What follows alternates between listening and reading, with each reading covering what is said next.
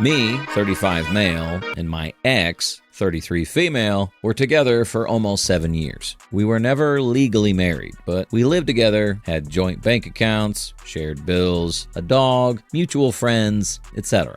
I handled the finances. She'd been in and out of work for a while, and when some health issues popped up, I agreed to support her full time. I covered most of the expenses: groceries, utilities, streaming subscriptions, the vet, everything except half the rent, which she paid from her disability. It wasn't ideal, but I figured it was temporary because her injury had mostly healed now. I took a contract job out of state for better pay. It kept me away for weeks at a time, but it helped us catch up and set aside for a cushion. I thought she appreciated the sacrifice. I'd come home between contracts and we'd talk about the future. She wasn't thrilled about the distance, but I assured her it was for both of us. None of the other jobs paid that well. We needed the money, especially since she'd need surgery at some point. Around February, she told me she cheated. She said the guilt was too much and she had to tell me. At first, I appreciated the honesty, but then it unraveled fast. The way she explained it, it was like she was doing me a favor by confessing. I asked her basic stuff: when,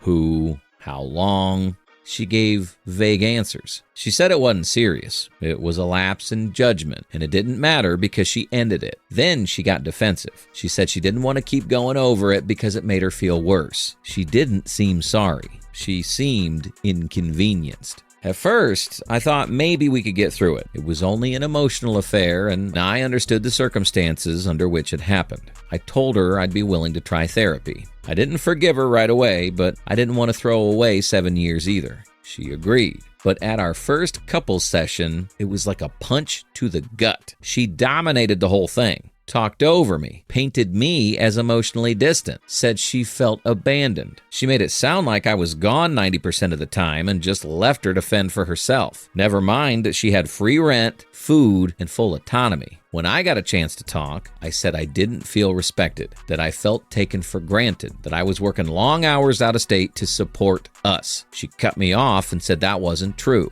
and I was making her into the bad guy. I asked her directly, "Why did you cheat?" And the answer always came back to me: you weren't around. I didn't feel emotionally supported. I felt lonely. She never once said I made a mistake. I told her the only way I could consider staying was if she got individual therapy too. She agreed at first. When I asked about the scheduled time and date, she said it wasn't a priority to her at the moment because she felt I had more issues than she did. I told her the relationship wasn't a priority to me anymore either. The minute I said that, she flipped. Suddenly, I was abusive, controlling, emotionally manipulative. She said I was always judging her, that she had to walk on eggshells around me, that I made her feel small. She said I used money to control her and that she'd been trapped with me.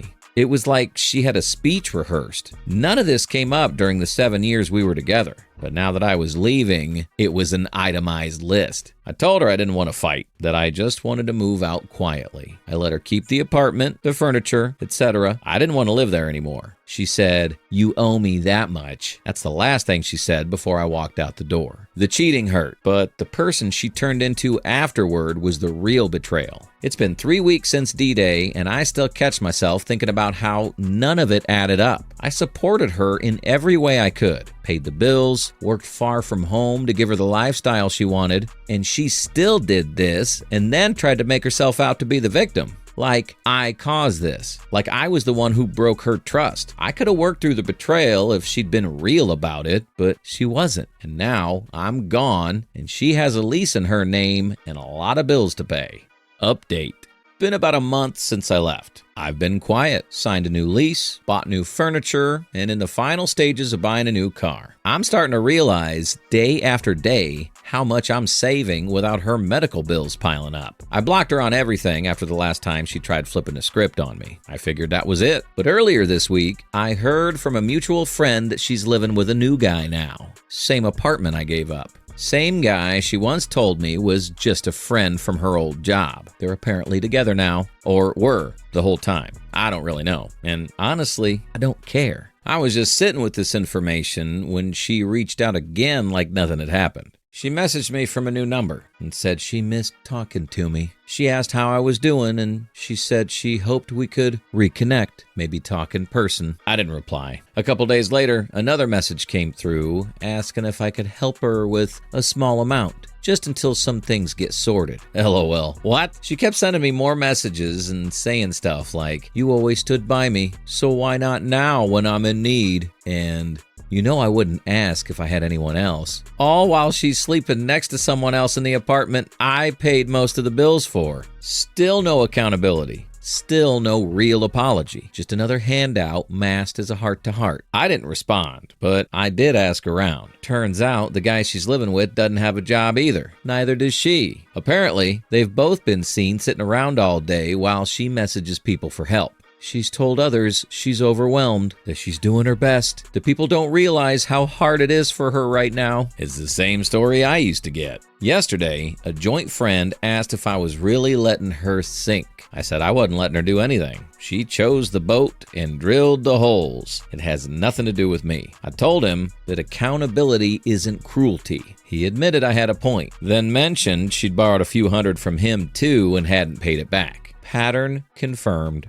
I drafted a response to her original request, something direct about boundaries and respect, but I deleted it. No answer is an answer. She doesn't want conversation. She wants resources. If I send money now, the next ask will come when rent's due again, or when the dog needs shots, or when the car stalls. The cycle ends when the supply ends. I remembered how she looked at me after D-Day. How fast she shifted blame. How she made me feel like I was crazy for being hurt. Like her cheating was some kind of reaction to my failure. I remembered sitting there in therapy, hearing her talk about how I was the reason she felt unloved, unsupported, forgotten, while I was working 60-hour weeks to pay her bills and prep her for surgery. There's no partnership to salvage, no friendship to downgrade into, no goodwill left to tap. The door is shut. If she messages again, I'll leave it unread. I'm posting this for anyone stuck in the early weeks, second guessing whether zero contact is too harsh. It's not. Protect your wallet, your time, your headspace. If they wanted you, they wouldn't be lining up the next fallback while keeping a hand in your pocket. I spent 7 years learning that lesson. You don't have to. Comments. She's not reaching out because she misses you. She's reaching out because her backup plan isn't sustainable. That's not love, that's survival mode. You gave her more than enough. Stay no contact. Let her figure out her own mess for once.